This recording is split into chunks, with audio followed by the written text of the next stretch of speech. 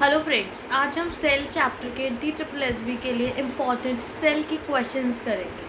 So let's get started. So our first question is what is the cell wall of a plant made of. It means जो plant की cell wall है वो किससे बनी है. हमारे पास ऑप्शंस हैं cellulose, carbohydrates, lipids and lipoprotein.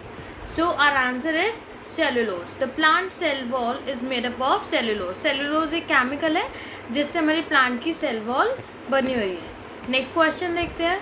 Next question is the longest cell in the human body is. हमारी ह्यूमन बॉडी का सबसे लॉन्गेस्ट सेल, सबसे लंबा सेल कौन सा है. ऑप्शंस हैं first nerve cell, second muscle cell, third liver cell, four more than one of the above. Means एक से ज़्यादा आंसर है क्या ऑप्शन है आपके पास, या फिर नन ऑफ द अबव, इनमें से कोई भी नहीं. So our answer is answer number 1 nerve cell. जो नर्व सेल है, नर्व सेल मीन्स जो हमारा सेल न्यूरॉन से कनेक्टेड है, वो सेल सबसे लंबा सेल है हमारी ह्यूमन बॉडी का, जिसमें 3 पार्ट्स होते हैं. साइटोन मीन्स सेल बॉडी, हमारा axon and dendrites. Clear. Next question देखते हैं. अगर आपको क्वेश्चन समझ आ रहा है तो नीचे लाइक करो, शेयर करो अपने फ्रेंड्स के साथ, चैनल को सब्सक्राइब करो. नेक्स्ट क्वेश्चन देखते हैं. The shrinking of protoplasm of a cell in a hypertonic solution is due to. इसका क्या मतलब हुआ. जो श्रिंकिंग हो रही है प्रोटोप्लाज्म की, प्रोटोप्लाज्म क्या होता है, सेल का लिविंग कंटेंट. जो सेल के लिविंग कंटेंट के अंदर श्रिंक हो रहा है, जो सेल का कंटेंट श्रिंक कर रहा है इन अ हाइपरटोनिक सॉल्यूशन, एक हाइपरटोनिक सॉल्यूशन में, वो किसकी वजह से हो रहा है. एंडोस्मोसिस की वजह से हो रहा है, प्लाज्मोलाइसिस की वजह से, टर्जिडिटी की वजह से, more than one of the above या none of the above. So our answer will be plasmolysis. वो किसकी वजह से हो रहा है हमारा, सॉरी, प्लाज्मोलाइसिस की वजह से. प्लाज्मोलाइसिस क्या है. प्लाज्मोलाइसिस जैसे एक्सोस्मोसिस होती है, ऐसे ही एक्सोस्मोसिस की तरह ही प्लाज्मोलाइसिस है, जिसकी वजह से जो सेल का वाटर है वो बाहर निकल रहा है, जिसकी वजह से प्रोटोप्लाज्म उसका श्रिंक कर रहे हैं. समझ आया. नेक्स्ट क्वेश्चन देखते हैं. What is the number of chromosomes in a normal human body cell. इसका मतलब क्या हुआ, नंबर ऑफ क्रोमोसोम्स कितने हैं. क्रोमोसोम्स क्या होता है, क्रोमोसोम्स हमारे जो डीएनए में प्रेजेंट है. तो कितने क्रोमोसोम एक नॉर्मल ह्यूमन बॉडी सेल में.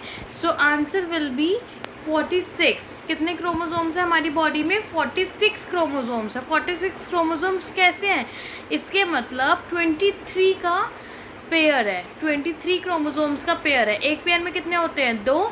ऐसे ही 23 पेयर में कितने होंगे, 46. सो answer will be option number 2 46. That is 2 pair of 23 chromosome. समझ आ रहा है.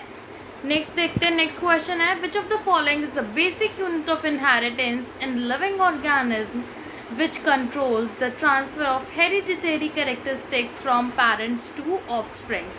इसमें से कौन सा बेसिक यूनिट है इनहेरिटेंस की, लिविंग ऑर्गेनिज्म में जो कंट्रोल कर रहा है transfer of heredity characters. Means जो हमारे पेरेंट में कैरेक्टर हैं वो हमारे ऑफ स्प्रिंग में, हमारे बच्चों में, जो प्रोजेनी में हमारे जो कैरेक्टर्स जा रहे हैं उसको कौन कंट्रोल कर रहा है. Options are gene, chromosome, DNA, more than one of the above or none of the above. So again the answer will be gene. Gene क्या है, जीन हमारा बेसिक यूनिट है इनहेरिटेंस की, हेरिडिटी की, जो हमारे कैरेक्टर्स को पेरेंट्स से उसके ऑफस्प्रिंग्स तक इनहेरिट कर रहा है, ट्रांसफ़र कर रहा है. So our next question is the proteins and lipids which are essential for building the cell membrane are manufactured by. हमारे सेल में सारी चीज़ें बन रही हैं, जो प्रोटीन बन रहा है और जो लिपिड बन रहा है. प्रोटीन और लिपिड किसके लिए ज़रूरी है, हम building the cell membrane. Cell की मेम्ब्रेन को बनाने के लिए जो प्रोटीन और लिपिड्स नेसेसरी है वो कौन बना रहा है. हमारा फर्स्ट ऑप्शन है रफ एंडोप्लाज्मिक रेटिकुलम, जिसको हम RER भी कह देते हैं शॉर्ट में. Second is plasma membrane. Third is Golgi apparatus. Fourth more than one of the above या नन ऑफ द अबव. ये दोनों ऑप्शंस आपको कंफ्यूज करने के लिए गिवन है. So as we know that answer is option number 1. Answer is option number 1 that is rough endoplasmic reticulum, जिसको हम RER भी कह देते हैं.